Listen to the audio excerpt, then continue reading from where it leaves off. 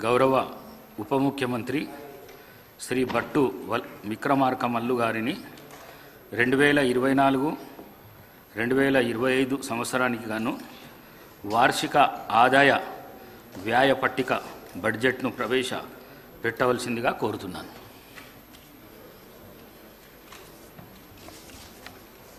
Honorable Speaker, sir,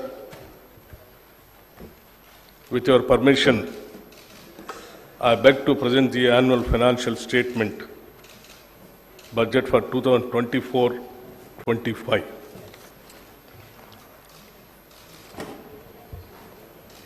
గౌరవ అధ్యక్ష, నా తెలంగాణ కోటి రతనాల వీణ అని మహాకవి దాశరథి గారు చెప్పిన తెలంగాణను సాకారం చేసిన శ్రీమతి సోనియా గాంధీ గారి ఆశీస్సులతో కాంగ్రెస్ ప్రభుత్వ తొలి పూర్తి రాష్ట్ర బడ్జెట్ను ప్రవేశపెడుతున్నందుకు నేనెంతో సంతోషిస్తున్నాను. గత 10 ఏళ్ల అస్తవ్యస్త పాలనకు విజ్ఞతతో చరమగీతం పాడిన తెలంగాణ ప్రజానికానికి మా ప్రభుత్వం తరఫున కృతజ్ఞతాపూర్వక నమస్కారాలు తెలియజేస్తా ఉన్నాను.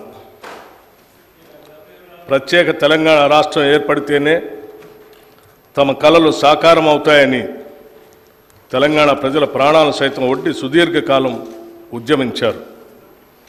ఆ ఉద్యమాల తీవ్రత వెనుకనున్న తెలంగాణ ప్రజల ఆవేదనను గుర్తించి కాంగ్రెస్ నేతృత్వంలోని యూపీఏ ప్రభుత్వం తెలంగాణ ప్రజలకు ఒక ప్రత్యేక రాష్ట్రాన్ని ఏర్పాటు చేయాలని నిర్ణయించి దానికి సంబంధించిన అన్ని లాంఛనాలను పూర్తి చేసి స్వరాష్ట్రాన్ని సాకారం చేసింది. తెలంగాణ రాష్ట్రం ఏర్పడిన తర్వాత గత దశాబ్ద కాలంలో రాష్ట్ర పురోభివృద్ధి ఆశించిన మేరకు జరగలేదు. తెలంగాణ రాష్ట్రాన్ని బంగారు తెలంగాణగా మారుస్తామని ఒట్టి ఉత్తర కుమార ప్రగల్భాలు పలికిన గత ప్రభుత్వ పాలకులు అన్ని రంగాల్లో పూర్తిగా వైఫల్యం చెందారు. పురోభివృద్ధి అటుంచి రాష్ట్ర ప్రజల సంక్షేమం సన్నగిల్లింది, అభివృద్ధి అడుగంటింది, రాష్ట్రం అప్పుల పాలైంది.